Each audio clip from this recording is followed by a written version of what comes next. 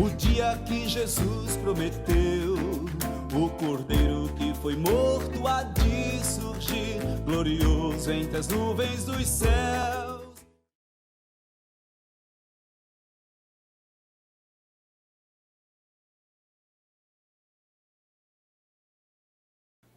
Antes da gente passar a palavra, chama aqui o Josué.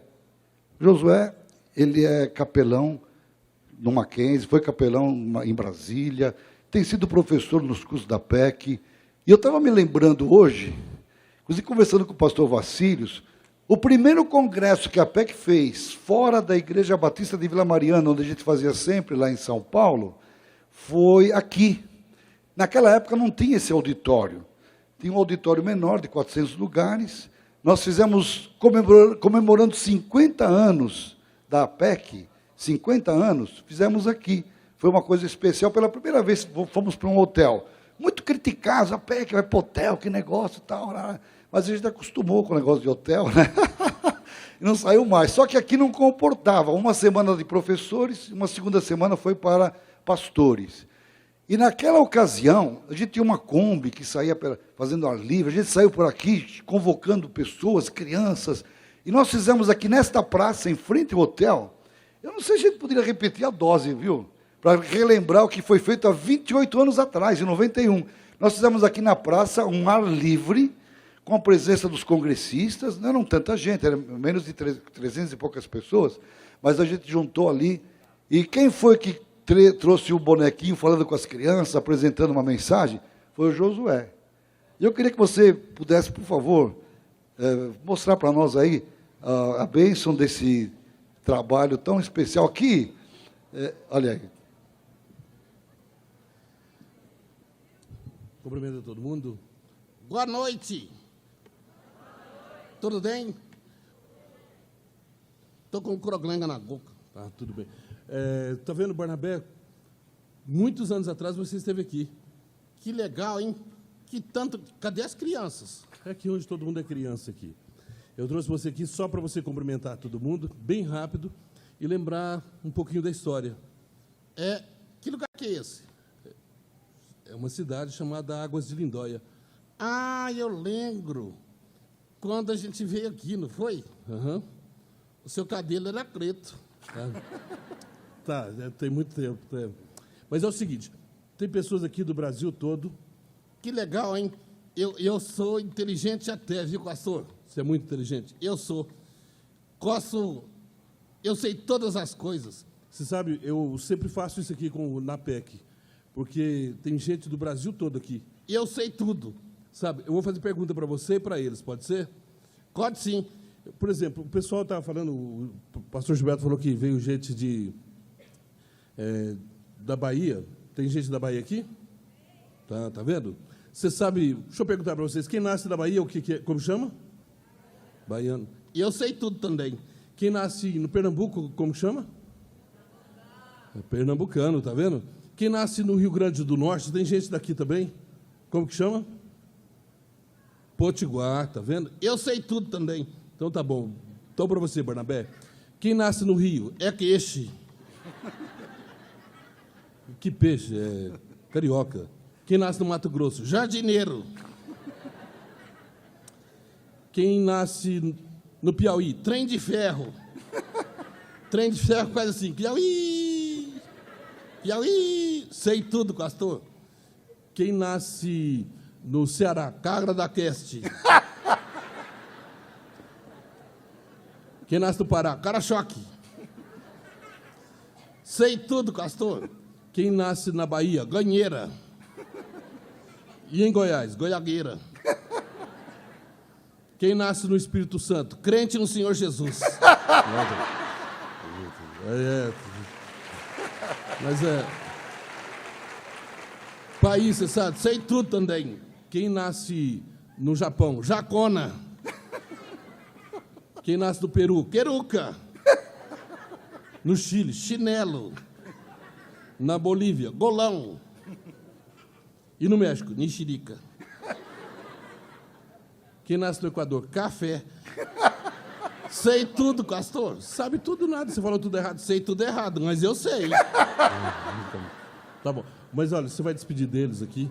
Tem que despedir? É que agora tem muitas coisas para falar.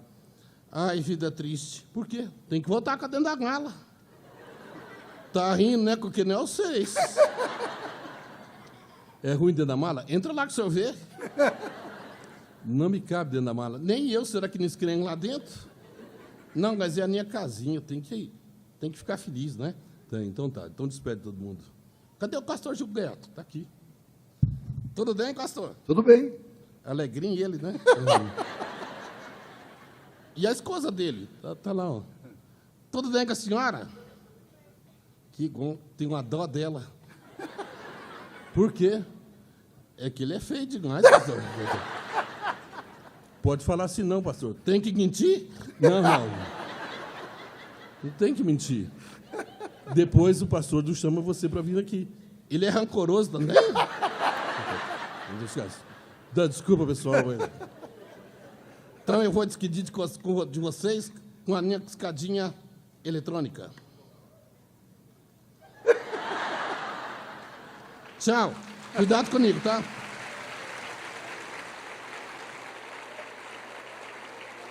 Eu quero chamar aqui meu colega missionário da PEC, que é diretor da PEC no Chile, Stalin, por favor. Ele está acompanhado da sua esposa, a Gabriela. Por favor, Stalin. Ele teve um tempo conosco aqui no Brasil, fez treinamentos aqui, dirigiu o trabalho, trabalhou muitos anos no Equador e atualmente está dirigindo o trabalho lá no Chile. Eu vou pedir que ele nos dê uma palavra de oração, antes de ouvirmos a palestra desta noite. Nós vamos ouvir ainda mais um número, né, de música, e em seguida passaremos a palavra para o doutor Adalto Lourenço, nosso irmão, né, Adalto Lourenço. Uma alegria, Stalin, estar conosco aqui. Você dá uma saudação e depois uma palavra de oração. Obrigado, pastor Gilberto. Bom, a gente não fala português, né? Nem chileno, porque a gente é do Equador. Mas, como o pastor já falou, nós estamos trabalhando lá no Chile, já quase 7 anos. Já dá para falar um pouquinho o chilense. Então, obrigado por tudo. O apoio que fornece para nós a PEC de Brasil. É uma alegria estar aqui. Viajamos quase 58 horas no auto para vir para o Congresso. Depois temos que voltar mais outras 58 horas. Sim, mas nós temos a certeza que é muito bom. Obrigado. Vamos orar? Agora, você pode não entender. Deus consegue entender. Vamos orar em espanhol. Senhor, muchísimas gracias queremos darte por este congreso. Muchas gracias por la gran bendición de aprender y poder llevar tu preciosa palabra hacia los niños. Y queremos pedirte, Señor, que una vez más abras nuestro corazón, porque de la abundancia del corazón habla la boca. Y queremos pedir tu dirección para el expositor de tu palabra, como también para cada uno de nosotros los oyentes. Gracias, Padre, porque estás aquí, por tu Santo Espíritu, tal como prometiste, y así lo creemos, Señor. En el nombre de Jesús. Amén. Mi esposa Gabriela, ella es muy tímida. Ela quase não fala, mas quando fala, fala. Vamos. Saludo para todos. Já viu? Enquanto o José vai chegando aqui, só uma coisa, algumas pessoas às vezes precisam de alguma declaração, alguma coisa assim. Por favor, procura nas inscrições a Ana Clara, ela deixa o seu nome, ela vai preparar qualquer documento que você precise levar, é só procurar ela lá nas inscrições. Para mim é um prazer e uma alegria estar com vocês.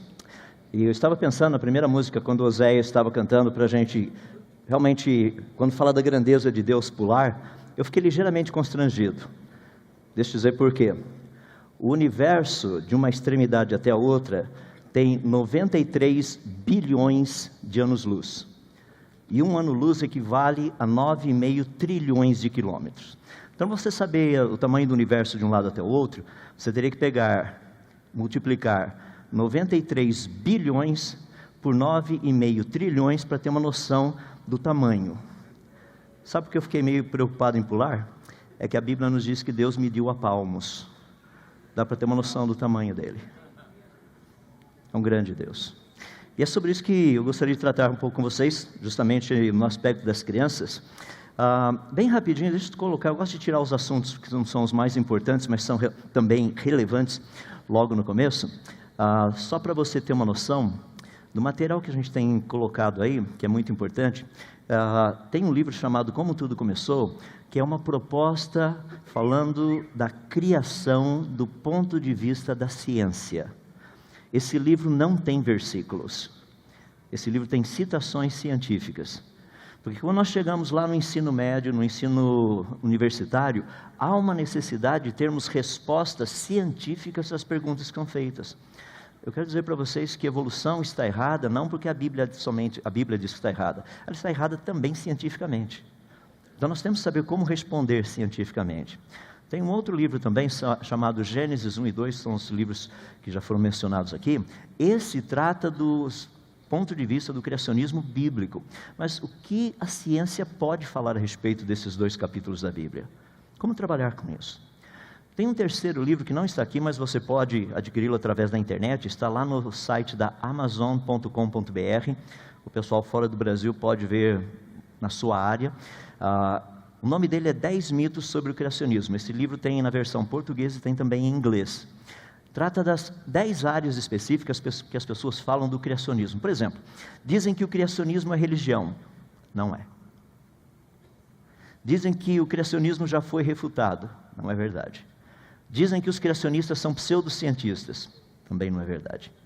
E a lista vai. Então tem 10 deles. Março desse ano, tem algo muito especial saindo por aí. É um formato e-book. É para o tablet. É que essa geração nova que está vindo vai aprender a teoria da evolução de uma outra maneira através desse livrinho, o livro da triste história da evolução. Isso é livro para criança que ainda não foi para a escola, então os pais vão ter que ler essa historinha para eles. E tem praticamente vários pedacinhos aí, por exemplo, falando da triste história da evolução, um começo muito, muito escuro, a ideia da teoria do Big Bang, do barro não nasce nada vivo, a teoria da abiogênese, mas sabe, contado numa linguagem para eles, do jeito que eles gostam de ouvir. Eu procurei fazer assim, isso aqui é a segunda parte aí, se você quiser dar uma olhadinha depois, tá? Então logo vai estar lá no Amazon também, mas só para ter uma ideia como é que a coisa funciona, é algo mais ou menos assim, um começo muito, muito escuro. Não havia nada para se ver, não havia manhã, meio-dia, o entardecer. Não havia nada para se tocar. Rapaz, não havia nem espaço para a gente brincar. E a lista vai. É para ensinar a criança como pensar. Afinal de contas, Big Bang aconteceu. Como é que funciona isso? Do nada, alguma coisa ser criada? Como é que criar algo se nem o nada tinha? É uma história triste. E é uma história triste. A gente precisa aprender como trabalhar isso. Então está aí preparando, está na reta final, março desse ano. Só procurar lá na Amazon.com. E ano que vem também vai ter muita coisa, pode procurar, e a partir de março, estou abrindo um canal no YouTube, tem Instagram, Facebook, tem um pouquinho também do Twitter, então vai ter muita coisa interessante aí para dar um pouco mais de material e referência. Tirei a parte que é relevante, é necessário, vamos tratar daquilo que é realmente importante. Crianças sábias, elas sabem como tudo começou. E essa é uma questão muito importante para a gente. Eu creio que durante os dias da nossa peregrinação aqui, como Paulo costumava escrever, uma das áreas que nós precisamos cuidar bastante é principalmente daquilo que nós ensinamos à nova geração. Se você para e pensa, lá no livro de Josué, é um livro fascinante, né? Josué vai terminando o livro falando, eu e a minha casa serviremos ao Senhor. Ele coloca aquela proposta fascinante, você lê no livro o que ele fez, aquela atitude dele com respeito às promessas de Deus que Deus havia feito para o povo, durante o tempo que eles estavam lá no Egito. E você imagina que o próximo livro da Bíblia vai ser um livro de vitórias, um livro fantástico. Esse povo agora saiu do Egito, está pronto para fazer a coisa acontecer. E você se depara com o livro de Juízes. Dá um desânimo ler o livro de Juízes, né? Mas, rapaz, o povo só faz coisa errada, é uma atrás da outra. Que coisa impressionante. Mas a expressão ali, duas vezes aparece essa expressão. Cada um fazia aquilo que achava mais correto aos seus próprios olhos. Eles haviam perdido o referencial. Por isso que, de uma forma bonita, lá no livro de Judas, logo no comecinho, Judas tem uma expressão fascinante que ele diz o seguinte: olha, eu queria falar para vocês a respeito de muitas coisas, mas tem uma que eu quero tratar com vocês, é que vocês batalhem pela fé de uma vez por todas entregue aos santos. Essa fé que Judas está falando é esse corpo de doutrinas. Então vamos tratar um pouquinho dessas ideias, como fazer realmente, como trabalhar essa questão de crianças sábias. Sabem como tudo começou? Deixa eu dar uma pequena introdução para vocês, falando a respeito, começando com a área da educação.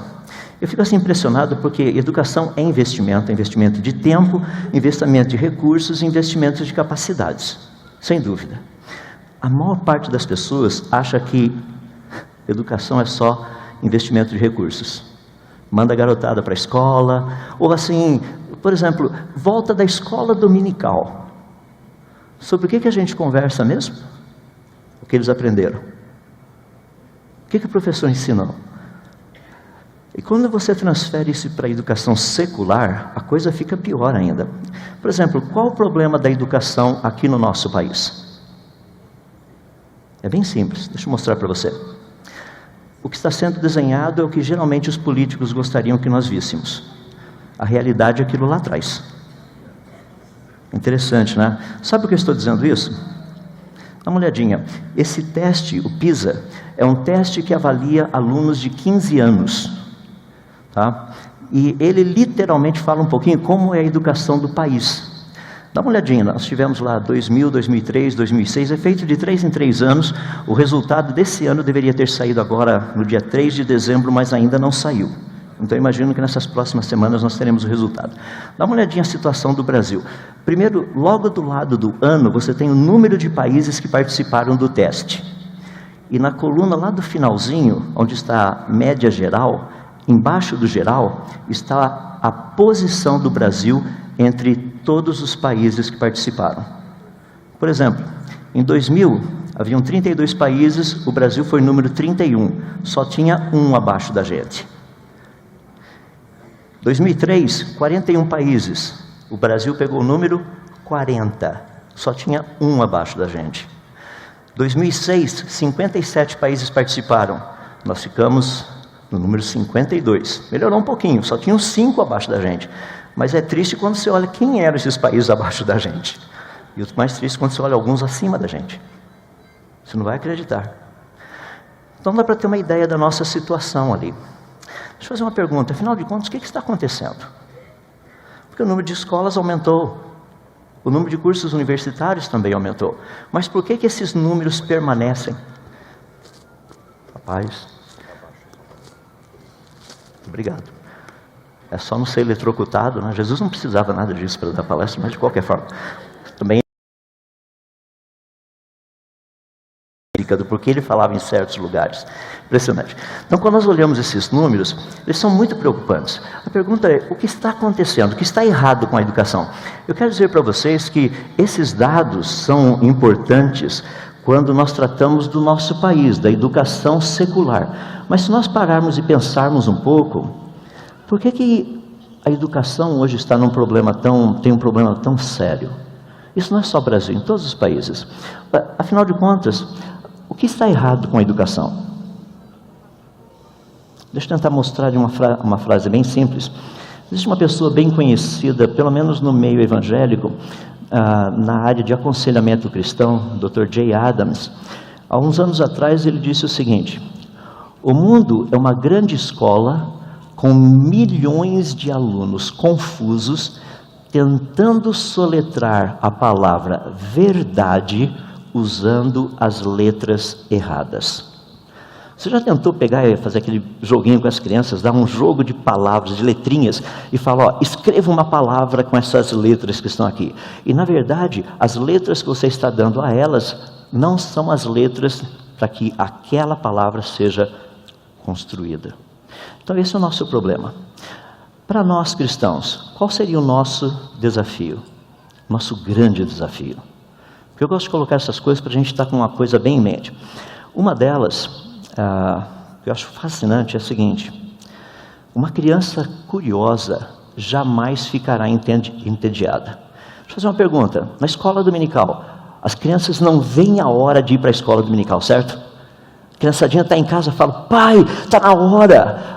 Já imagina um pai falando assim: hoje nós não vamos lá para a escola dominical. Você já viu a criançadinha falando: ah, pai, por favor, isso não, qualquer coisa. Ou a gente fica sem assistir televisão durante a semana, a gente nem pede presente de Natal, mas deixar de ir na escola dominical, não.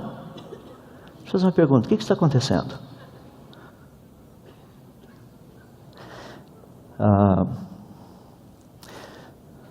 Creio que muitos de vocês conhecem o pastor Luiz Saião. Ele tem umas frases espetaculares, né? Ele costuma dizer assim, que um grande problema dos muçulmanos são os xiitas. E o grande problema dos cristãos são os chaatos. Pessoal, a escola dominical é para ser um lugar fascinante, que a gente vai gostar de estar lá. A gente não vê a hora. Mas não é bem assim que a coisa acontece. Eu sei disso. É difícil, porque uma coisa é a gente falar da teoria, outra é a prática, não é? Domingo de manhã, aquele negócio. E porque muitas vezes quando nós nos acordamos no domingo de manhã, vamos ser bem sinceros, nem todo domingo você acorda assim a 1000 por hora, super animado, falando: hoje é hoje. Não é?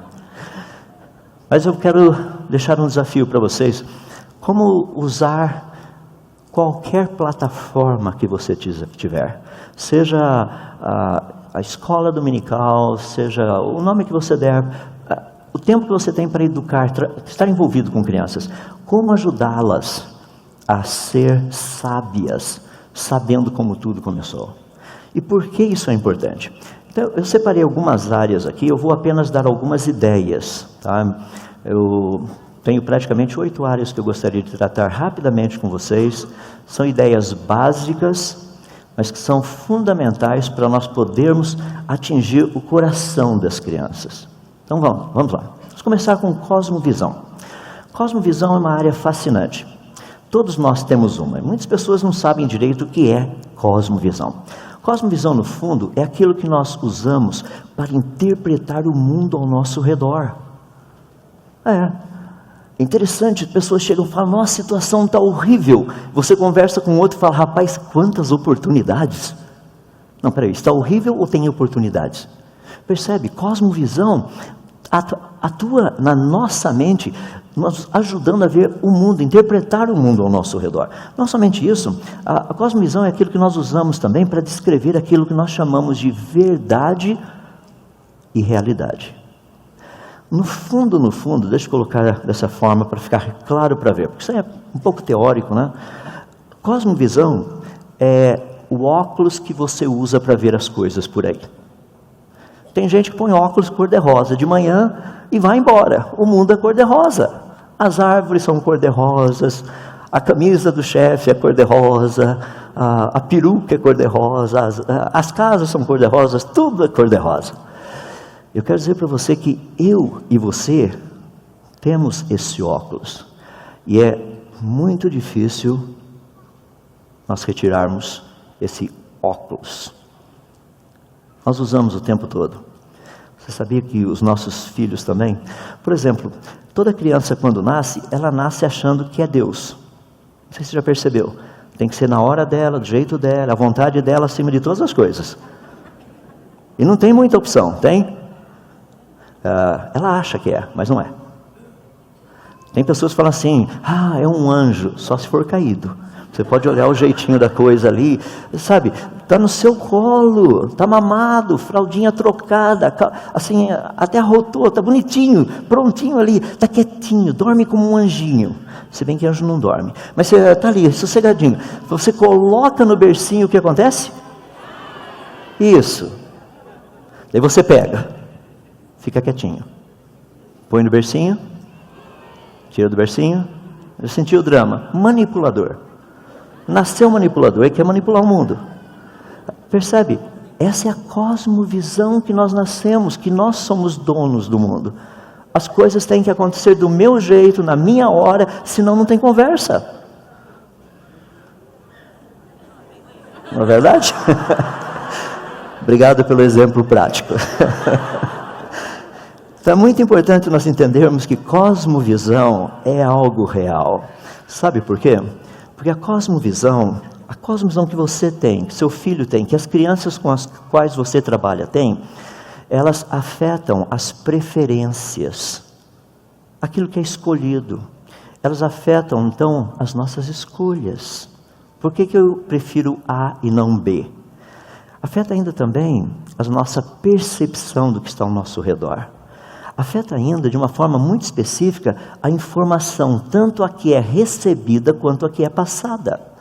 Afeta ainda as propostas, as atitudes. Afeta ainda a percepção, as propostas. Afeta ainda os alvos que nós temos. Afeta também o estilo de vida.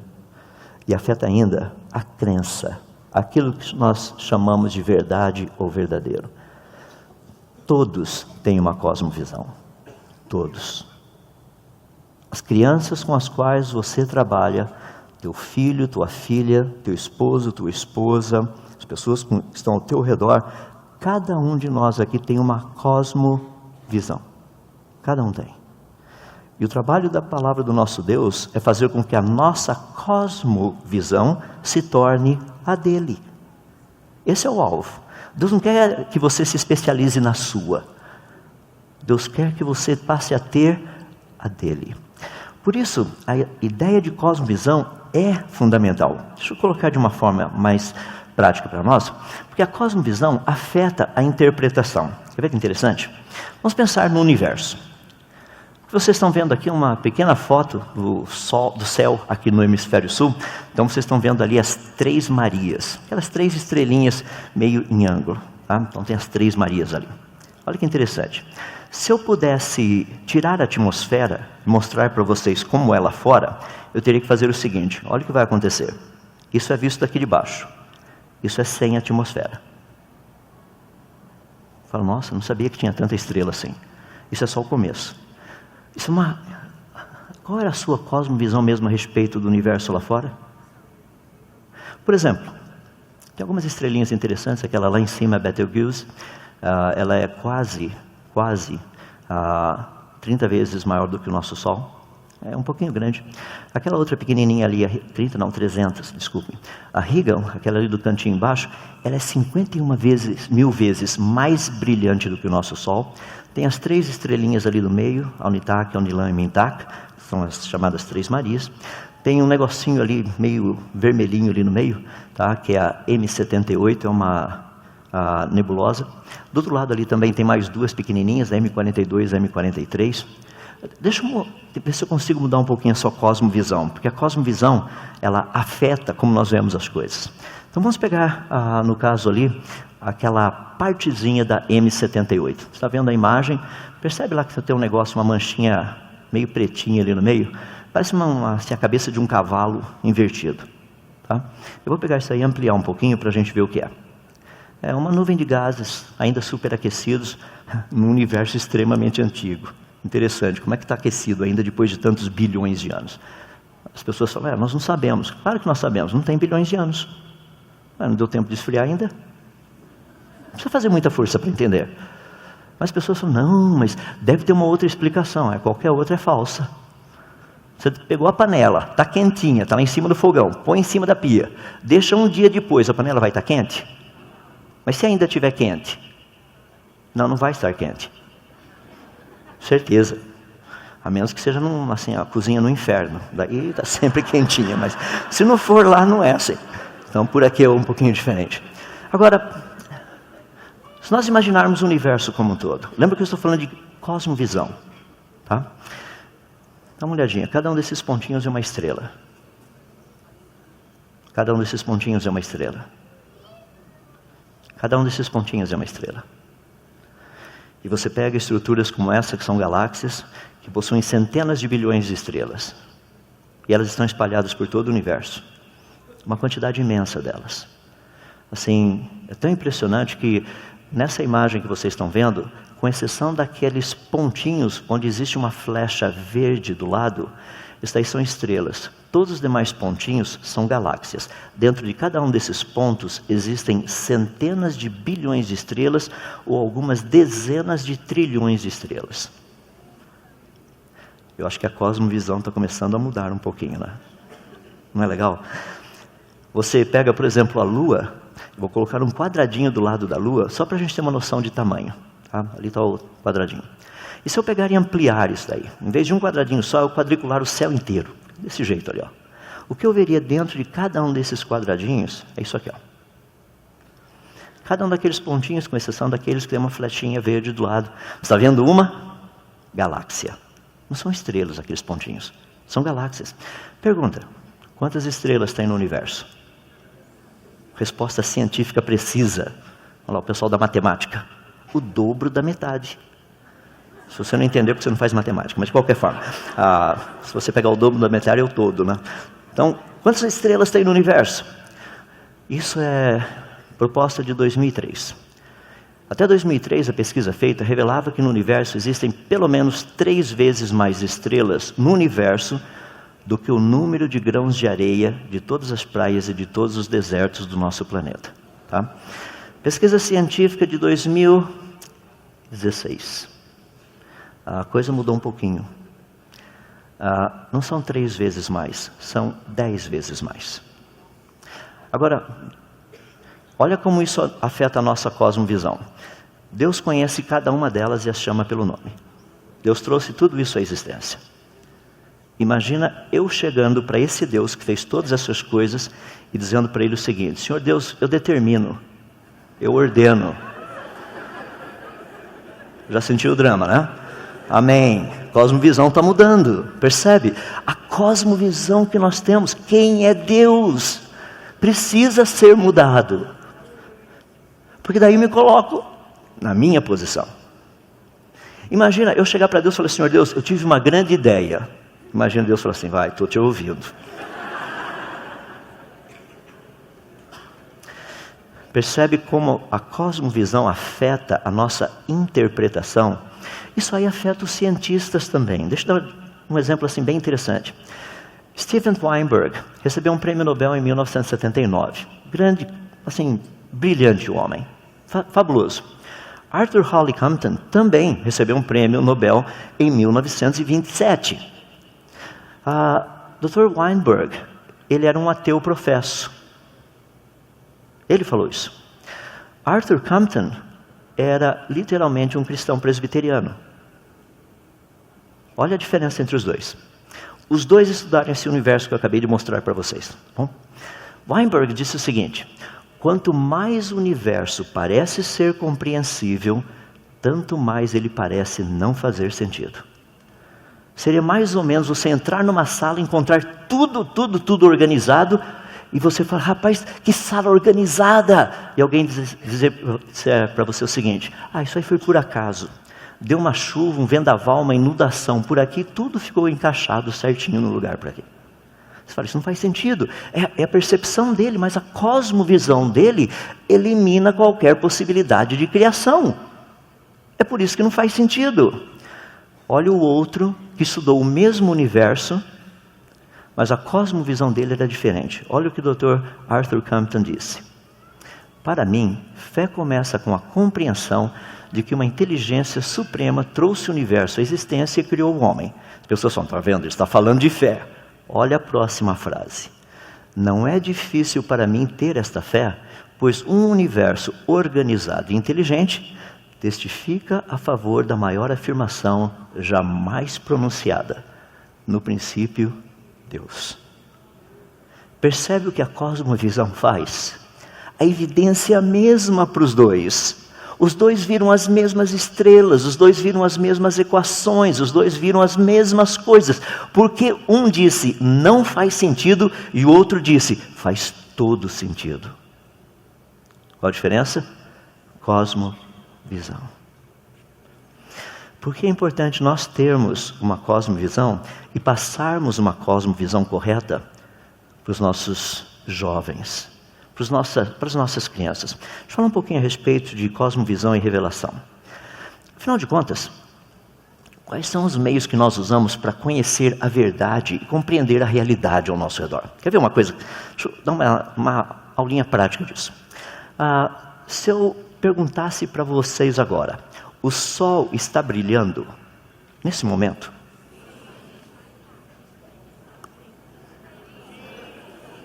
Eu não estou vendo nada lá fora. Talvez vocês sendo pessoas de muita fé, a luz não faz tanta curva assim ainda, porque o campo gravitacional... Deixa para lá. Mas se você olhar, está escuro lá fora. Eu perguntei se o sol está brilhando agora. Você fala, é simples. Liga para o teu amigo lá no Japão. Eu pego meu celular, ligo lá para o meu amigo no Japão, falo, Kimataro, seguinte, o sol está brilhando aí fora? Qual seria a resposta desse meu amigo lá no Japão? Eu estou perguntando se o sol está brilhando agora. A resposta seria, eu não sei. Você falou, então vá lá fora. Eu falei, não, estou aqui fora. Mas eu perguntei se o sol está brilhando agora. Ele falou assim, eu acabei de dizer para você que eu não sei. Eu falei assim, mas é só olhar para cima, está nublado? Não, não está nublado. Não tem nenhuma nuvem no céu. Mas você não está vendo o sol? Ele iria dizer o seguinte, você perguntou se ele está brilhando agora. A luz que eu estou vendo saiu do sol há 8 minutos e 17 segundos atrás. Se ele explodiu agora, eu só vou ficar sabendo daqui 8 minutos e 17 segundos. Agora eu não sei. Eu só sei que há 8 minutos e 17 segundos atrás ele estava brilhando. Isso eu sei. Percebe o que significa cosmovisão? Como que nós interpretamos a realidade? Vocês falaram que sim, o sol está brilhando agora, e a gente não sabe. A menos que você tenha uma técnica que nós, os cientistas, não temos. Daí a gente pode sentar e conversar. Mas tudo que nós sabemos, nós não sabemos se o sol está brilhando agora. Então, como que nós entendemos, conhecemos aquilo que nós chamamos de verdade ou realidade? Nós usamos os nossos sentidos, nós usamos também a nossa razão, nós usamos também a intuição. Nós usamos todas essas coisas para procurar entender aquilo que é verdade, aquilo que nós chamamos de realidade. Agora, olha o mecanismo como funciona. Quando nós usamos esse termo verdade hoje em dia, está um problema sério, não é? Porque se você fala de verdade, a respeito da verdade, as pessoas têm a tendência de dizer assim, não, mas essa é a sua verdade, a minha é diferente. Peraí, como é que nós chegamos nisso? Imagina se alguém entrasse num consultório de um psicólogo e falasse assim, doutor, eu sou um tucano. Não sou político não, doutor, sou tucano, sou uma ave. Não, o senhor é ave. Ave Maria. Mas o senhor é tucano, então o senhor é tucano. O que você acha que seria feito com aquele cidadão? Não, peraí. Tem algum distúrbio mental. Certeza. Agora, entra um cidadão barbado, ali assim, eu sou mulher. E as pessoas falam, isso é normal, normal. Ou entra uma mulher e diz, eu sou homem, ou eu me sinto homem. Isso é normal. Não, se for beija-flor, qualquer outra coisa, é anormal, precisa de um tratamento psicológico. Mas se você tem 100 trilhões de células no seu corpo dizendo quem você é. São 100 trilhões, não é uma só. São 100 trilhões. Agora, como que nós ficamos? Ou seja, esse aspecto que nós temos da verdade. Por que nós chegamos nesse ponto maluco que nós estamos vivendo? Deixa eu colocar de uma forma bem simples. Eu aprendi com um professor lá nos Estados Unidos, foi uma lição espetacular. Queria compartilhar com vocês o que eu aprendi com ele. Logo no princípio, o Deus Criador de todas as coisas, Ele revelou a verdade, aquilo que nós chamamos de verdade absoluta. E essa verdade absoluta tratava com os sentimentos, com a razão e com a intuição de Adão e Eva. Porque era uma revelação. Deus chega para Adão e fala assim, Adão, você é homem. Chega para Eva e fala, você é mulher. Vocês foram criados à minha imagem e semelhança. Adão e Eva não tentaram descobrir quem eles eram. Deus contou para ele quem eles eram. Falou, olha, ali tem os animais. E hoje nós somos chamados de animais racionais, né? E muitos cristãos compraram essa ideia. Nós não somos animais racionais. Nós somos seres criados à imagem e semelhança de Deus. Porque os animais também são racionais. Teu cachorrinho, quando está com fome, ele sabe o que fazer para chamar a tua atenção, não sabe? Ele sabe, ele é racional. Existem níveis de racionalidade. Nós não somos animais racionais. Onde na Bíblia Deus chega para um cidadão e fala: ô animal racional, venha até a minha presença? Não existe isso, não existe. Porque Deus, que é o autor da verdade, o autor da realidade, Ele revelou. Ele disse o que é verdade, Ele disse o que é realidade. Ele apresentou para Adão todas as coisas, Ele apresentou para Eva. Eles sabiam, eles conheciam todas essas coisas. Mas a partir do momento que Adão e Eva rejeitaram essa revelação de Deus, sabe o que começou a acontecer? Agora o processo é inverso. Nós temos que usar os nossos sentidos, a nossa razão, a nossa intuição para descobrir a verdade absoluta e chegarmos até Deus. Por isso que tem tantas religiões no planeta. É o caminho inverso. Antes era Deus, um Deus só revelando quem Ele era, contando para todo mundo. Como nós rejeitamos a verdade dEle, agora somos nós tentando chegar até Ele. E cada um resolve o seu problema, certo? Mas dá para perceber que isso aí não funciona. Com o passar do tempo, nem essa ideia de Deus se tornou mais importante. Agora nós usamos nossos sentidos, nossa razão e a nossa intuição para estabelecer aquilo que nós chamamos de verdade convencional. Você concorda que isso é errado?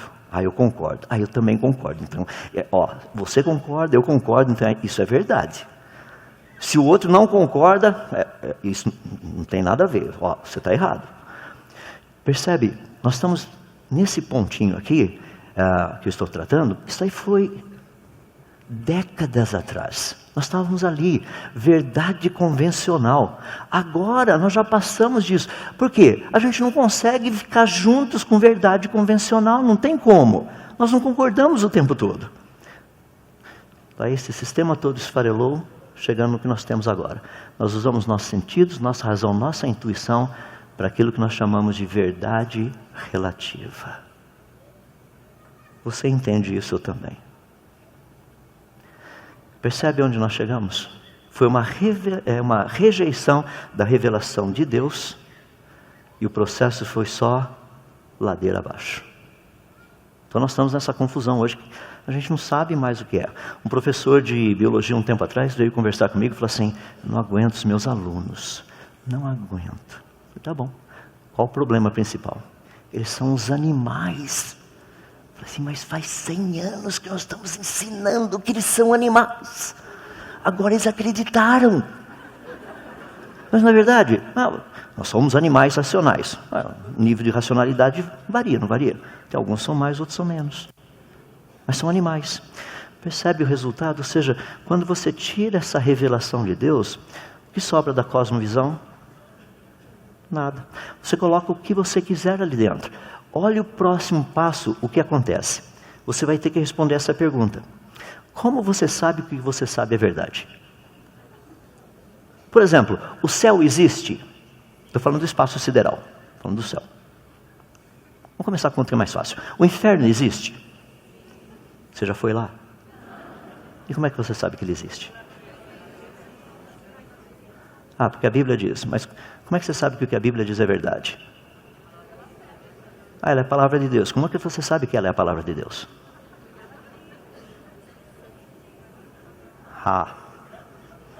Percebe onde nós estamos chegando? Vamos tentar o outro jeito.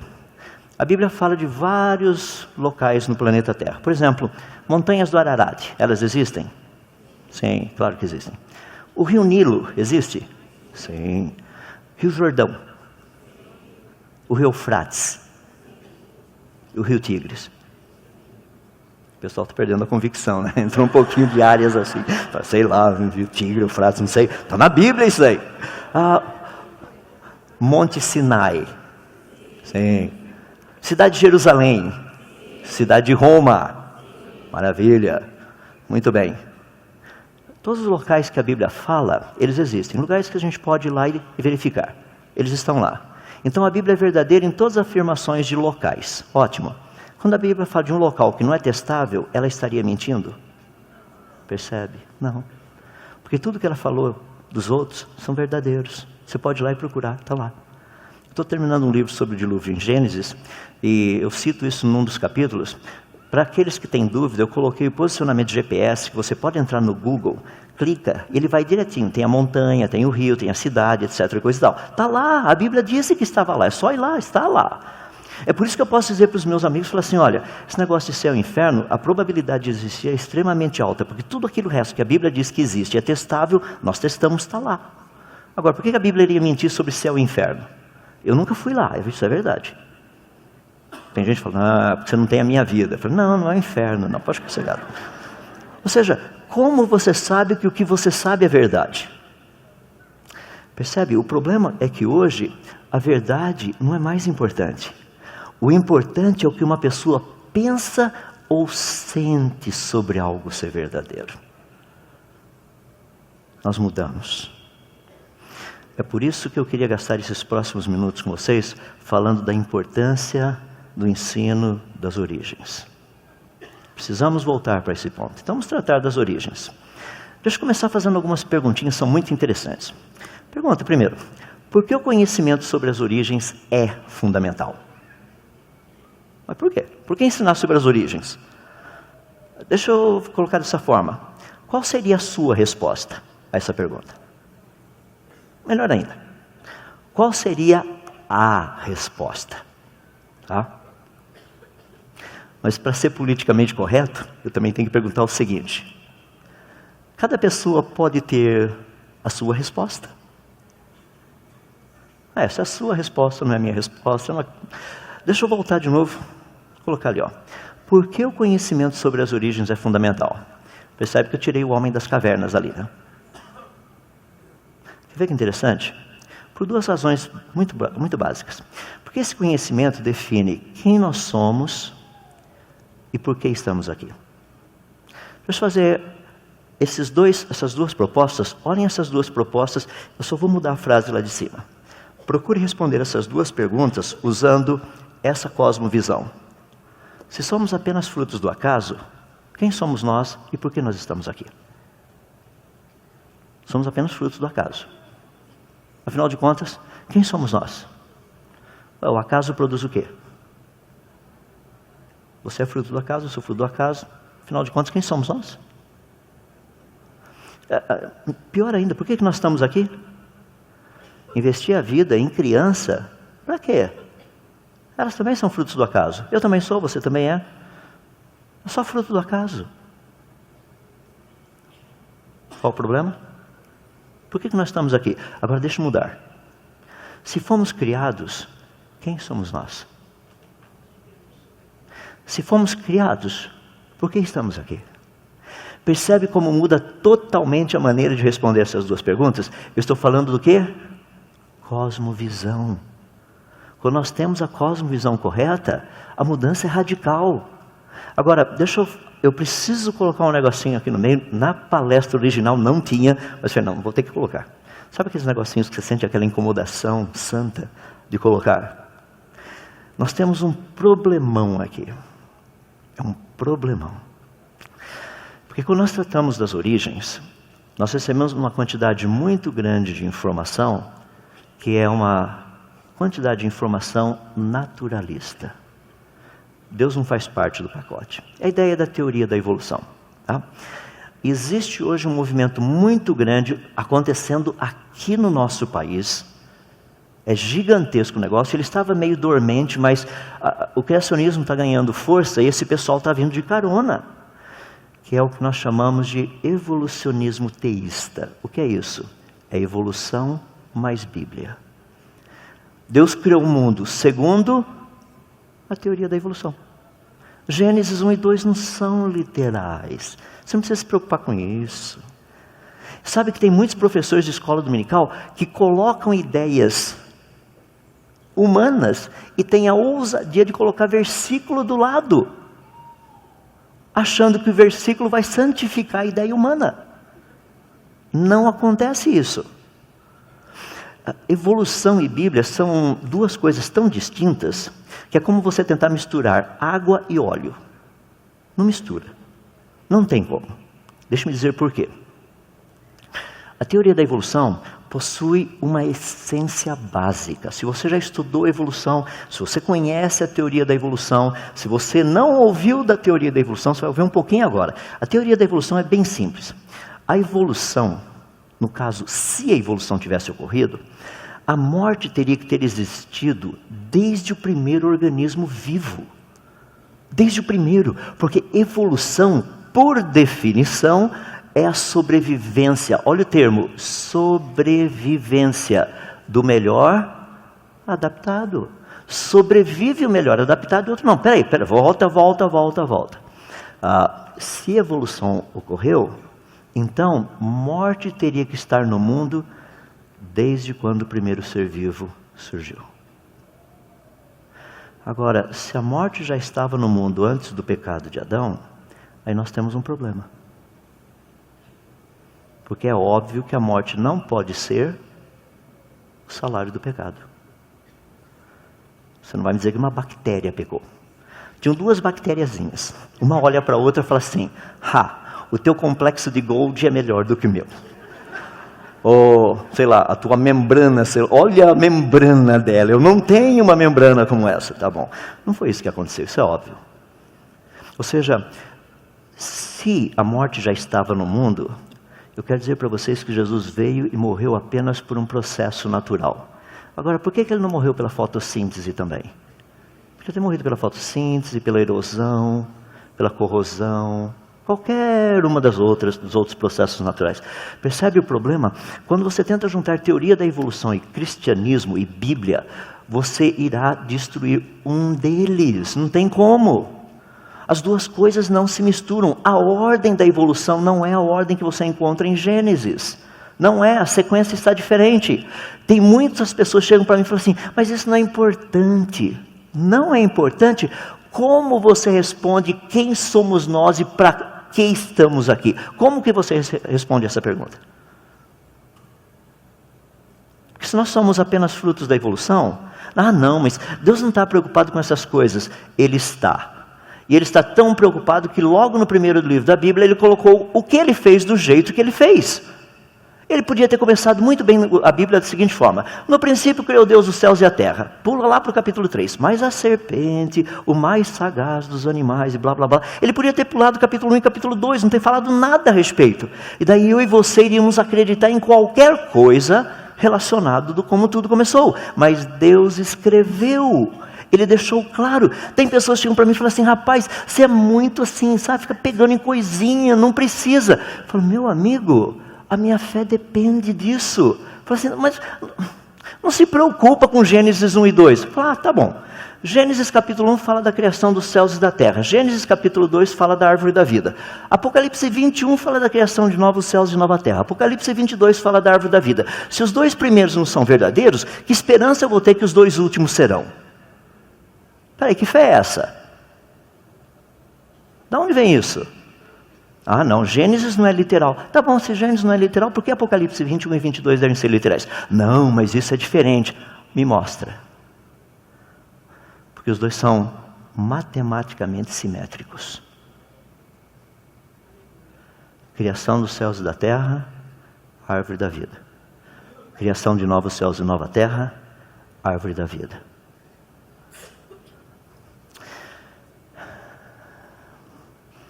Precisamos entender que quando nós tratamos a evolução como parte do processo de ensino sobre as origens, nós vamos ter problemas. Muitos problemas. Não tem como a gente eliminar a obra de Cristo. A obra de Cristo dele, a obra do Senhor Jesus é preciosa para simplesmente a gente dizer que isso é simplesmente um processo natural, que já estava no mundo desde o início, etc. coisa e tal. Não funciona. Não há nenhuma possibilidade de harmonizar a teoria da evolução com a Bíblia. Pessoal, estou dizendo isso porque, olha, tem pessoas indo nas igrejas, dando palestras sobre criacionismo e no fundo o que eles estão falando é de evolucionismo teísta. É isso que eu acabei de falar para vocês. E o número tem aumentado. E as pessoas têm recebido com alegria esse copinho d'água, que parece tão bonitinho, com algumas salmonelas ali dentro. Você beberia? Nem eu. Cuida. Quando nós olhamos então para esse problema, vamos tratar da parte boa da coisa. O que nós podemos falar para as nossas crianças então? Como que nós podemos ensiná-las? Deixa eu pegar algumas áreas assim bonitas. Por exemplo, vamos pensar em termos da cosmogonia, tá? Origem do universo. Porque a Bíblia trata disso. Ou seja, o que o conhecimento científico pode falar a respeito disso? Então, deixa eu dar algumas áreas práticas para a gente saber como colocar tudo isso aí em dia. Eu gosto de trabalhar com coisas assim que as pessoas conhecem, tá? Então, eu coloco um negócio desse jeito assim que as pessoas olham e falam, isso eu não conheço. Isso daí é a segunda lei da termodinâmica, é a lei da entropia. Eu sei que parece meio complicado quando a gente coloca assim, mas deixa eu colocar de uma forma mais simples. Essa lei é desse jeito, tá? Você está vendo ali um gráfico, você fala, ficou pior ainda. Eu falei, nossa, eu coloquei a equação, agora coloquei o gráfico, as pessoas falam, ainda não dá para entender. Tá bom, deixa eu colocar desse jeito e ver se agora você consegue entender. Você compra um tênis bom, com o passar do tempo ele estraga. Tá? Essa é a segunda lei da termodinâmica. Ele vai estragar. Você compra um carro novo, deixa com o passar do tempo ele vai ficar velho. Você compra uma casa nova, não precisa nem usar, deixa guardadinha, tranca. Daqui 100 anos, seu bisneto lá vai ver... Você sabe o estado da casa, vai estar caindo aos pedaços. Você casa com o Brad Pitt. Entendeu, né? Pois bem, segunda lei da termodinâmica. O que essa lei nos diz? Aqui estamos nós no universo hoje. Eu estou olhando o universo, está ao meu redor. Então, à medida que o tempo vai passando, isso aqui é lei. Os cientistas não criaram isso, nós descobrimos isso. É assim que a natureza funciona. À medida que o tempo vai passando, o universo irá ficar mais organizado ou mais desorganizado? Mais desorganizado, é igual ao tênis, é igual a sua roupa, é igual a casa, é igual ao seu marido, a sua esposa. É mais desorganizado à medida que o tempo passa. Tá? Então, à medida que o tempo passa, se desorganiza. Olha que legal. Então nós estamos observando, somos todos cientistas, com os nossos telescópios observando o universo. Então nós vemos que o universo ainda tem organização. Então, à medida que o tempo for avançando, o universo vai ficando cada vez mais desorganizado. Mas e se nós passarmos o filme ao contrário, formos para o passado? Eu não vou fazer um moonwalk porque eu não sei, então Michael Jackson sabia fazer. Mas de qualquer forma, você vem voltando. O que está acontecendo agora? O universo está ficando mais organizado ou menos? Mais organizado. Porque à medida que o tempo vai para frente, ele fica desorganizado. Se você vai para trás, ele tem que ficar organizado. Se a gente for um pouquinho mais para trás, vai ficar mais organizado. Um pouquinho mais para trás, mais organizado. Um pouquinho mais para trás, e ele cai. Não vou cair, eu estou olhando. Um pouquinho mais, ele teria que ser perfeito no começo. Isso é o que a segunda lei da termodinâmica nos diz. Então você quer dizer que Deus criou o mundo? Não, estou querendo dizer que o mundo foi criado. A ciência diz isso. Olha o que os cientistas dizem. A energia total do universo ela é constante. Portanto, a sua entropia, capacidade de desorganização, sempre tende para um máximo. Aumenta à medida que o tempo passa. Olha a outra, sendo que o universo caminha constantemente para um estado de desorganização, ele deve ter sido energizado em algum tempo, lá no passado finito, lá atrás, por meio de um processo que violou a segunda lei da termodinâmica. Foi criado. Olha o que tem sido dito. Esses dois físicos aqui, tanto Rudolf Clausius como Helmholtz, são bem conhecidos na área da ciência. Talvez você não os conheça, mas os cientistas os conhecem. Um outro, Arthur Eddington, ele disse o seguinte, sobre a segunda lei da termodinâmica. Penso eu que a lei que a entropia sempre aumenta, segura a suprema posição dentre as leis da natureza. Mas se a sua teoria for achada sendo contra a segunda lei da termodinâmica, eu não poderia dar-lhe nenhuma esperança, não haveria nada para ela a não ser o seu colapso em profunda humilhação. Se você não entendeu nada, deixa eu colocar assim. Espontaneamente, a gaveta do seu filho vai do organizado para o desorganizado. Espontaneamente. Não funciona do jeito contrário. A sua casa, se você não limpar, ela vai do organizado para o desorganizado. Esse é o normal. É assim que todas as coisas vão. O universo funciona desse jeito. Olha que interessante. A teoria do Big Bang diz que foi do desorganizado para o organizado. Não faz sentido. Ah, não faz sentido. Não faz sentido cientificamente. Eu não estou falando de religião, estou falando de ciência. Não faz sentido cientificamente. E daí você chega e as pessoas falam assim, mas você não acredita na Bíblia. Bom, a Bíblia diz que foi do organizado para o desorganizado. Eu tenho toda a razão de acreditar, porque a ciência mostra que é do organizado para o desorganizado. Ah, então a ciência está provando a Bíblia? Não, a ciência demorou um pouquinho de tempo para chegar à conclusão. A Bíblia já dizia isso muito tempo antes. Percebe? A evidência científica mostra claramente que o universo foi criado. Por favor, parem de ensinar Big Bang para os seus filhos. Vocês estão ensinando mentira. Não funciona. Nunca funcionou, não vai funcionar. Ah, mas você está falando isso porque você é cristão. Não, estou falando isso porque eu sou físico. Eu entendo a segunda lei da termodinâmica e eu sei trabalhar com entropia. Eu sei o que significa isso. Por que nas equações que o pessoal fala tanto de Big Bang, ninguém coloca a lei da entropia na equação? A resposta é simples. Você se lembra de Stephen Hawking? Aquele físico britânico, tinha dificuldade física, motor e tudo mais. Ele escreveu um livro fascinante dizendo o seguinte, aquele universo uma casca de nós. Bem no comecinho do universo, o início do universo foi por meio de leis físicas estranhas e desconhecidas. Soa tão bonito, né? Seria mais ou menos como eu dissesse para você. Para aqueles que esperam chegar em casa e encontrar $1 milhão no quarto, olha a frase seguinte: pode remover o equínio da precipitação pluviométrica. Você fala, pode tirar o cavalo da chuva. A frase foi bonita, né? Você não entendeu nada, mas foi bonita. Oh, que coisa. Pessoal, essa expressão, período das leis físicas estranhas e desconhecidas, lei física estranha e desconhecida, é a definição que nós temos para milagre. Não é legal que o Big Bang diz que o mundo começou por meio de leis físicas estranhas e desconhecidas? Vamos colocar no português do dia a dia, milagre. Eu não trabalho com milagres na ciência. Na ciência nós trabalhamos com fatos. Nós pegamos e testamos. Pegamos as leis conhecidas. Em cima desse conhecimento fabuloso, nós procuramos compreender um pouquinho mais como o universo funciona. Lembra que o Paulo disse, 2 Coríntios capítulo 10, versos 4 e 5, que uma das nossas funções é destruir sofismas e todo pensamento que se levanta contra Deus? Algumas vezes você vai ter que estudar teoria quântica para fazer isso. Vai ter que estudar biologia, genética. Vai ter que estudar. Não dá para chegar simplesmente e falar assim, isso é tudo bobagem. Ele tem um pós-doutorado e você tem o quê mesmo? Vai falar para ele que é tudo bobagem. Tá bom.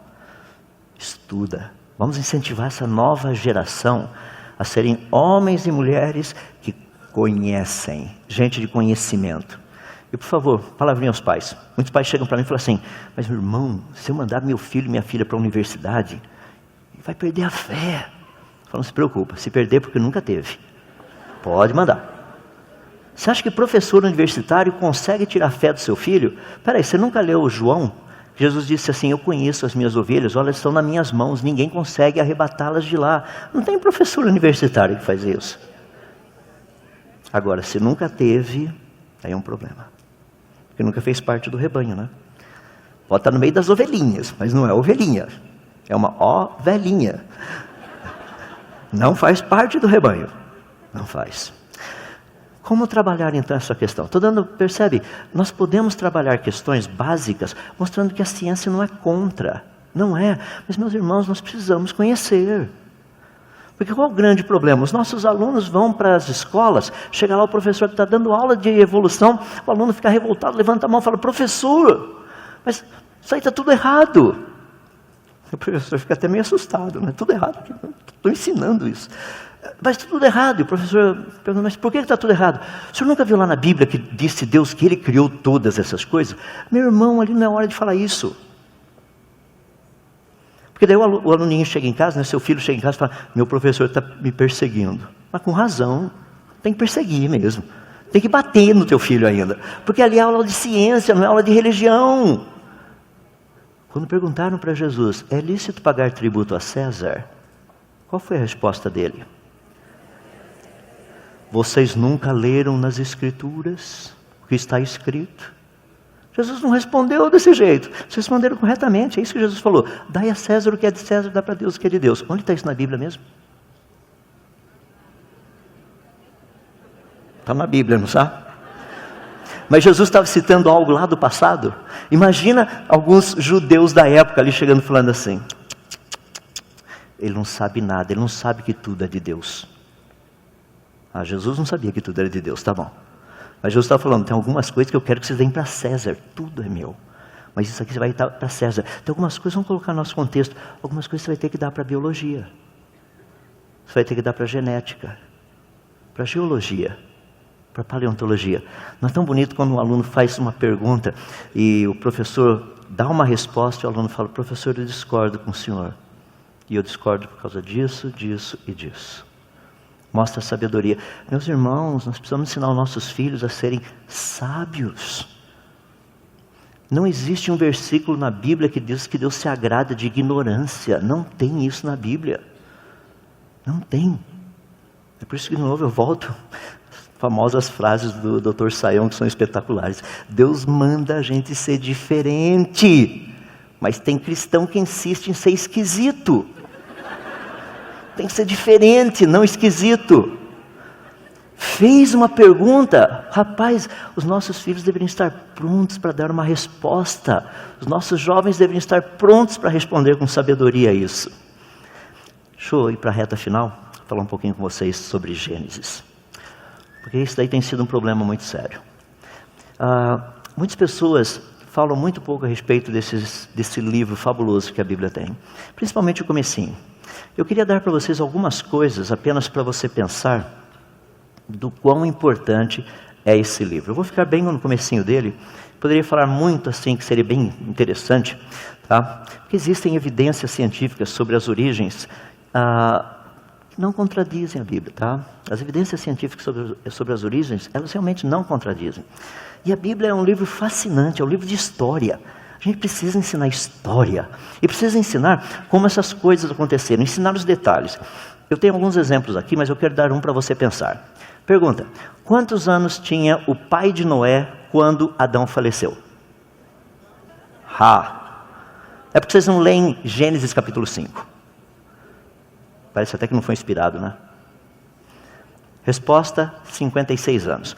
Imagina que legal, Noé chegando para o pai dele e fala, pai, conta aquela história de novo lá das origens. Pois é, meu filho, eu tinha 56 anos quando Adão faleceu. Por falar nisso, ele não tinha umbigo, viu? Deixa só para esclarecer.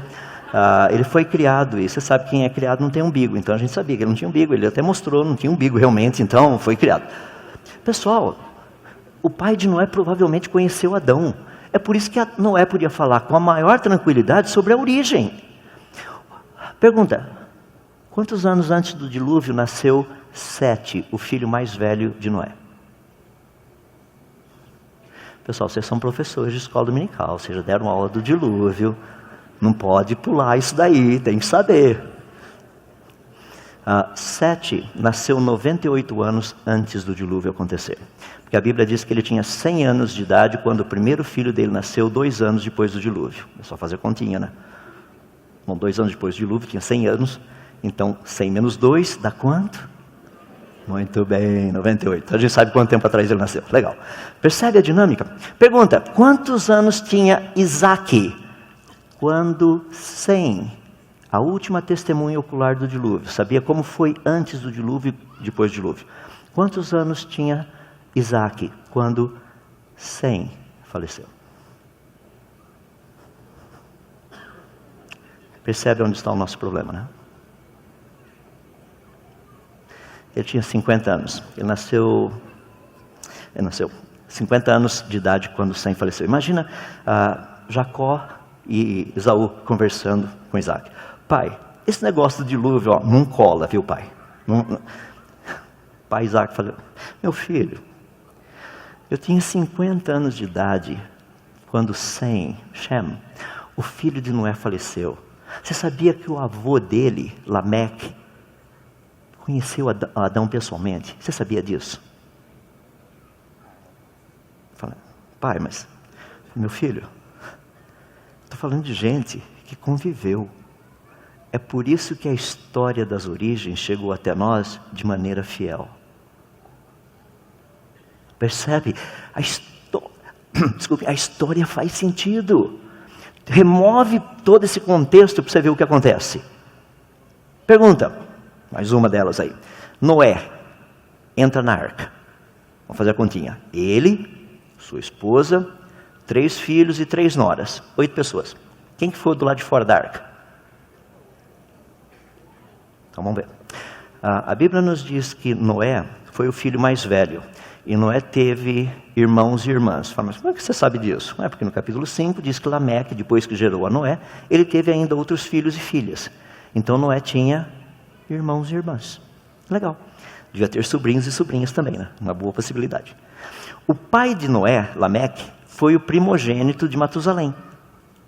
Matusalém, a Bíblia nos diz que depois que Lameque nasceu, Matusalém ainda teve outros filhos e filhas. Então Noé tinha tios e tias. E a gente ensina, quem foi lá de fora? A todo mundo. Todo mundo quem mesmo? Os irmãos, as irmãs, provavelmente sobrinhos e sobrinhas, tios e tias, primos e primas, eles ficaram lá fora. Pensou que legal dar uma aula para os seus menininhos falando assim, não é porque seu papai e sua mamãe são salvos que você vai de carona, viu? Não é não. Olha a história de Noé. Não é porque seu irmãozinho aceitou Jesus que você acha que você também está indo para o céu. Não é não, viu? Olha lá a família de Noé. Dá uma olhadinha o que aconteceu com eles. Percebe como de repente a coisa fica diferente? Por quê? Porque nós estamos contando a história como ela é. Agora, pessoal, me desculpe, não dá para fazer isso de sábado à noite antes de domingo de manhã. Vai gastar um pouquinho mais de tempo. Vai ter que preparar um pouquinho mais, vai ter que ler um pouquinho mais, pegar sua calculadora, ficar ali fazendo umas continhas, entende? Ah, tantos anos, esse tipo de coisa. Percebeu, né? Então vamos lá. Deixa eu pegar um pouquinho e falar para vocês a respeito dessas evidências. As evidências científicas não contradizem a Bíblia. Então quero dar uma pinceladinha aí no livro de Gênesis. Olha só, disse Deus, haja luminares no firmamento do céu. E Deus criou o homem. Deixa eu fazer uma pergunta, quais são as estrelas que Adão viu mesmo? Essa é uma pergunta séria, né? Eu queria dizer para vocês que Adão viu todas. Deixa eu explicar por quê. Eu vou dar o exemplo. As pessoas falam assim, existem galáxias que estão a bilhões de anos-luz de distância. Então demorou bilhões de anos para a luz chegar até aqui. Fala, claro que sim. Deixa eu dar só um raciocínio rapidinho para você entender. Eu estou morando lá nos Estados Unidos, mas imagina que eu estivesse morando lá há 100 anos atrás, 150 anos atrás. Porque agora tem fotografia bonita, assim, a minha netinha, nossa, gente simpática, aquele negócio tudo legal. Ela já cresceu, viu? Isso era uma foto mais antiga. Mas imagina lá, fosse lá por volta dos anos 1800 e bolinha. Aquelas fotos mais assim, entende? Não tinha nada colorido, nada assim. Então, eu quero mandar essa foto para os meus pais que estão morando aqui no Brasil. Então o que eu faço? Chamo daqueles fotógrafos, tem aquele flash de pólvora, colocar lá, pum, aquele negócio, tirava a foto da gente, pegava lá, trazia a foto revelada, e um amigo meu vindo para o Brasil falava, por favor, leva essa foto para os meus pais, com o maior prazer. Então olha a situação, está o mapa, tá?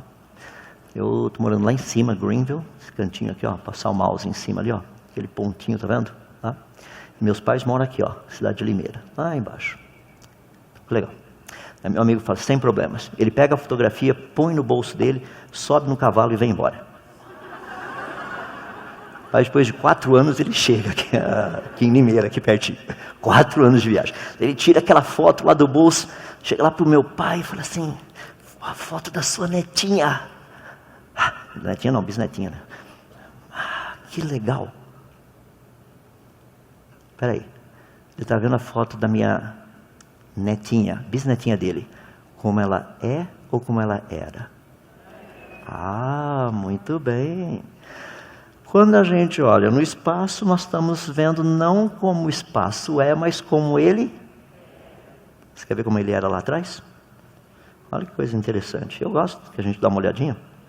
A gente estuda as galáxias bem distantes, só que nós descobrimos que elas são iguaizinhas às que estão aqui por perto. Não, peraí, isso não faz sentido, porque você está longe. Quando a luz saiu de lá e veio para cá, deviam ser bem garotinhas ainda, galáxias bebês, assim, meio na fralda, sabe esse negócio assim básico, tudo desorganizado.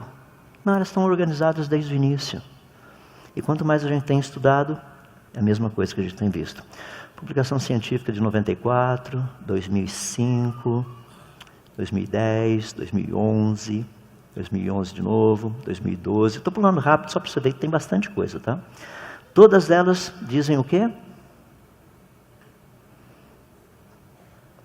Que o universo foi trazido à existência pronto. Completo, complexo, perfeitamente funcional. Sabe qual a palavra que mais ocorre aí no meio? As pessoas chegam, eu olho para tudo isso, as pessoas chegam para mim e falam o seguinte: rapaz, é surpreendente porque a tua cosmovisão não esperava isso. A minha esperava. Um Deus que trouxe a existência, tudo pronto, completo, complexo, perfeitamente funcional. O que você vai esperar lá no começo do universo? Coisas prontas, completas, complexas, perfeitamente funcionais. Quer ver mais algumas legais? Verso 2 de Gênesis: a terra era sem forma e vazia, havia trevas sobre a face do abismo, e o Espírito de Deus se movia sobre a face das águas. Que legal, já tinha água no começo do universo. Olha o que nós descobrimos: água no começo do universo. Publicação novembro de 2011. É mais uma demonstração que água encontra-se espalhada no universo, mesmo nas eras mais remotas. Só faltou colocar Gênesis 1, verso 2. Obviamente vocês não colocaram. Tem um asteroide que uma sonda espacial da NASA chegou lá semana passada, é o asteroide Bennu, esse daí. Adivinha o que eles descobriram lá? Tcharam, água. E as pessoas ficaram surpresas. É mesmo. Não, mas a gente não esperava encontrar água. É porque a sua cosmovisão não previa isso, né? A que eu tenho previa. Vai encontrar água. Olha só que coisa impressionante, Gênesis. Disse também Deus: ajuntem-se as águas dos céus num só lugar e apareça a porção seca. Fascinante, a Bíblia diz de uma porção seca. A Bíblia não diz e apareçam as porções secas. A Bíblia não fala isso. Ela fala de uma porção seca. Em 1912, Alfred Wegener fez uma proposta interessante a respeito da Terra no início ter um único continente. Hoje ninguém mais tem dúvida, né? A Terra tem um único continente. Nós temos evidências científicas, a gente sabe até como o negócio está se movimentando. Então vamos ler os versículos 9 e 10, na versão revista e atualizada. Disse Deus: ajuntem-se as águas num só lugar e apareça a porção seca. E assim fez. A porção seca chamou Deus terra, nós chamamos de Pangeia. E o ajuntamento das águas, Deus chamou mares, nós chamamos de Pantalassa. A Bíblia é o único livro que diz que no início o planeta Terra tinha um único continente. E as pessoas têm vergonha de ensinar Gênesis. Tá bom. Ensina a teoria do Big Bang. Então formou o homem do pó da terra, ele soprou nas narinas o fôlego de vida, e o homem passou a ser alma vivente. Olha que coisa espetacular. Tem gente ensinando que Deus fez o homem do barro. Se você ensina isso, você vai para o inferno. Isso é heresia. Deus não fez o homem do barro, ele fez o homem do pó da terra. Está escrito lá, pó da terra. E é muito legal porque quando você compara essa palavra pó no hebraico com a palavra pó no grego, da onde a Septuaginta foi escrita, a língua da Septuaginta, essa palavra pó significa o negócio mais fininho que tem. Pozinho. Não é pó de poeira, é pozinho, é menor do que o pó de poeira. O que tem menor do que o pó de poeira? Você tem átomos, tem moléculas. Essa linguagem nossa do dia a dia, olha que coisa fascinante. O ser humano foi feito do pó da terra. Foi por isso que Deus criou a tabela periódica, para a gente entender um pouco esse negócio. Então você vai lá, estuda a tabela periódica, você fala, o que é o pó da terra? Então você vai ver quais são os elementos químicos da tabela periódica que aparecem no ser humano, quais são os elementos químicos da tabela periódica que você encontra no solo, e daí você compara. Você fala, o ser humano foi feito do pó da terra. E com a pesquisa espacial que nós temos, pessoal, está sendo espetacular. Sabe por quê? Nós já pesquisamos o pó de Marte, o pó da Lua, o pó de Vênus, o pó de Mercúrio, do planeta Mercúrio, o pó de algumas outras luas que tem pelo sistema solar, e nós estamos impressionados, porque o único planeta que é possível fazer ser humano é com o pó da Terra. Eu sei que muitos estão assim, assombrados com o que eu acabei de dizer agora. Porque é tão novo isso, né? A gente nunca ouviu isso em lugar nenhum. É uma ideia tão nova que a gente nem vai conseguir dormir hoje à noite, certo? Pó da terra. As pessoas têm vergonha de ensinar Gênesis. Você acredita nisso? Então o Senhor Deus fez cair pesado sono sobre o homem, e se adormeceu, tomou uma das suas costelas e fechou o lugar com carne. E a costela que o Senhor Deus tomara do homem, transformou-a numa mulher e lá trouxe. Olha que coisa espetacular. Deus fez cair pesado sono sobre o homem e se adormeceu. Anestesia geral, ele seria operado. É o básico. Deus não ia colocar terminologia técnica lá para deixar todo mundo confuso. Isso é para até físico ler o negócio e entender. Entende? A gente lê, olha só, Deus fez cair pesado sono sobre o homem. Isso é fácil, anestesia geral. Só pode ser. Daí Deus tira uma costela. Eu sei que tem muito engraçadinho por aí que diz o seguinte, engraçadinho com todo respeito, mas estão errados. É que Deus tirou a costela da costela que é para ficar do lado. Eu sei que é muito romântico, mas não foi essa a razão. Sabe?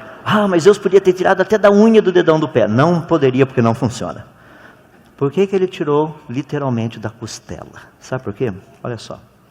Porque na costela nós encontramos medula óssea vermelha, é onde existe célula-tronco. Se você vai clonar alguém, vai fazer outro, ali é o lugar de tirar o material genético. É de lá o lugar. Daí Deus chega e fala assim, ele fecha o lugar com carne. Que coisa espetacular, cirurgia plástica. Adão estava certinho de novo, ele fecha o lugar, põe carne. Imagina só, dona Eva toda bonitona, senhor Adão, E por favor, não saiam por aí dizendo que o homem tem uma costela menos que a mulher. Vai para o inferno quem fala esse tipo de coisa, porque é mentira. É filho do diabo quem fala essas coisas. É mentira, não é não. Pessoal, Deus fecha o lugar com carne, cirurgia plástica. Deus pega depois, faz algo espetacular, ele transforma esse material genético numa mulher, ele pega aquela célula-tronco e faz isso. Bom, isso não, aquilo ali. Aqui é um exemplo apenas, só para esclarecer, um amigo meu que mandou essa foto, pediu para avisar que os clones são os 3 de baixo. Só para ficar bem claro. Tá? É sério, ele é um professor da USP, ele gosta de zoar de vez em quando. Mas legal, olha lá. É possível fazer clonagem? Sim, claro que é possível. As pessoas chegam e falam, não, mas se Deus tivesse clonado, seria Adão e Ivo. E era Adão e Eva. É verdade, é por isso que tem engenharia genética também. Olha a orelhinha nas costas do camundongo ali. Pessoal, pergunta. De tudo que eu falei, o que está errado cientificamente? Nada. E tem gente que tem vergonha de ensinar Gênesis. Cientificamente correto. Mais um. Chamou Adão a sua mulher Eva, porque era mãe de toda a humanidade. Não é impressionante? Mãe de todos os seres humanos. As pessoas chegam e falam, não é possível. Olha daqui de cima para você ver se somos todos primos. Certeza. Certeza. Porque existe uma parte da informação genética que passa de uma geração para outra, que é passada apenas pela mulher. Se nós pegarmos o DNA mitocondrial que você tem e compararmos com o meu, com o de todos aqui, você irá perceber que o material genético comparado é igual, independente da sua origem étnica e de qual lugar do planeta você tenha vindo. Isso foi descoberto em 1987. Ficou conhecido como Eva mitocondrial, a mãe de todos os seres humanos. Até impressionei, fiquei impressionado, o nome de Eva mitocondrial, né? Podia pegar um outro, Maria das Dores, assim, sei lá, mas Eva mitocondrial. Só faltou colocar Gênesis do lado, né? É incrível que tem pessoas que têm vergonha de ensinar Gênesis. Para a gente terminar. Então o Senhor Deus formou o homem do pó da terra. Por que do pó da terra? Por que dá o nome de Adão, Adam? Porque Adão significa da terra, da cor da terra. É o que a gente tem ali, a ideia do saprolito. Essa cor da terra é muito interessante, você encontra principalmente essa cor muito entre os indígenas, tá? É aquele bronze avermelhado que todo mundo gosta de ter. Todo o pessoal fica tão animadinho. Aí você fala assim, mas legal, né? Eu falei, legal, porque essa era a cor de Adão e Eva. Não, Adão e Eva não eram dessa cor. Claro que eram. A Bíblia diz que eles eram. Você fala, não, na minha não. Você não leu a Bíblia direito ainda, você lê direitinho. Olha que coisa espetacular, olha a variabilidade. Todos nós viemos de um casal que tinha condição de produzir filhos que fossem brancos, branco na verdade não existe, como vou falar daqui a pouquinho, e negros, porque o negro também não existe, tá? O que existem são tons de marrom. Eu sei que tem gente falando de tom de cinza, mas tem outra história. São tons de marrom, tons de marrom. Não tem ninguém branco. Se eu fosse branco, eu teria caído aqui no chão, morto. Pessoal, a igreja é o lugar para se ensinar que somos todos tons de marrom. Porque o Senhor Deus quis assim. Foi do agrado dele. Gente com cor de pele diferente, de todo tipo. É tão legal isso. Como é que funciona? Olha só. A Nemate, ela é loira, filha de um casal negros. O Daniel também. Danielzinho é loiro, filho de um casal negros. Mas como que isso é possível? Porque o material genético está lá ainda. Olha esses dois que são gêmeos, que coisa interessante. Material genético do papai, material genético da mamãe, né? Olha os dois aí. Material genético do papai, material genético da mamãe. Mas como é que funciona esse negócio? Você pega o material genético do papai, pega o material genético da mamãe e mistura. Você vai fazendo essas misturinhas aí, então nascem filhos de todo mundo da mesma família, mas com características diferentes, né? Pessoal, mas o que é isso? Isso é aquele negócio que a gente estuda de azão, azinho, emão, eminho, xizão, xizinho, que ninguém sabe para que serve, para entender Gênesis. Para a gente saber como é que Gênesis funciona. Qual era a cor do primeiro casal? Olha que coisa legal. Se Adão fosse branco, seria eminho, eminho. Se ele fosse negro, seria emão. Se ele fosse ali do meio, seria ou emão, eminho, ou eminho, emão. Se Adão fosse negro, a Eva seria negra, porque o material genético dele seria todo mundo emão, emão. Não teriam brancos no planeta. Então a gente sabe que Adão e Eva não eram brancos. Se Adão e Eva fossem brancos, seriam todos eminho, eminho, não teria emão, emão. Então nós sabemos que Adão e Eva não eram brancos. É legal. Somos todos dessa cor. Eles eram dessa cor. E com o passar do tempo, as variações. Até chegarmos no que nós vemos.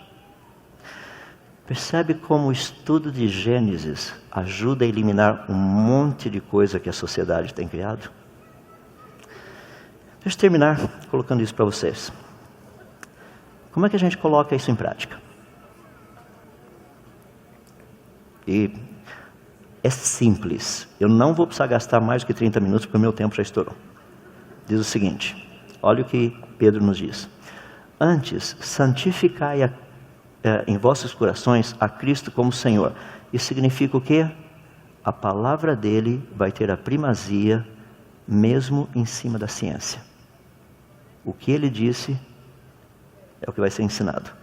Eu não vou juntar a palavra dele com outras coisas. Ele será realmente santificado como Senhor, estando sempre preparados para dar razão com mansidão e temor a todo aquele que vos pedir razão da esperança que há em vós. Eu quero deixar para você ir para casa pensando algo que tem tocado muito minha vida. C.S. Lewis, um dos autores que eu mais gosto de ler, ele disse o seguinte: eu acredito no cristianismo como acredito no brilho do sol. Não simplesmente porque eu o veja, mas porque através dele posso ver todas as coisas. Qual é a sua cosmovisão quando você for ensinar as crianças sobre a verdade? Sobre as origens. Dê a eles aquela que vem do Senhor Deus. Vamos orar. Querido Deus, nós somos tão gratos a Ti, porque a Tua palavra é a verdade. O Senhor não nos deu um livro para crermos em fábulas. O Senhor escreveu a história, a Tua história. A história que de uma forma tão bonita o Senhor tem nos chamado a participar. A fazermos história nessa história, para o louvor único e exclusivo da Tua glória. Obrigado pela quantidade de pessoas que estão aqui, ouvindo, querendo ouvir mais do Senhor, aprender do Senhor. Ó Deus, eu peço para que, ao sairmos aqui, a nossa cosmovisão aquilo que nós entendemos a respeito do Senhor, da Tua pessoa, da Tua palavra, possa sair ainda mais solidificado, firmado, porque a Tua palavra é a verdade. Te damos graças porque Teu Filho Jesus disse: conhecereis a verdade vos libertará. Te damos graças porque Ele disse: eu sou o caminho, eu sou a verdade, eu sou a vida. E te bendizemos porque quando Ele orou, aquela oração tão bonita, Ele pediu ao Senhor algo que nós temos visto no dia a dia o Senhor produzindo em nós. Quando Jesus orou a nosso favor, a Ti, ó Pai, Ele disse: santifica-os na verdade, a Tua palavra é a verdade. Obrigado por tudo que o Senhor tem feito em nós, trazendo a Tua palavra na nossa vida, que é a verdade. Nós oramos em nome daquele que é a verdade, Teu Filho Jesus. Amém.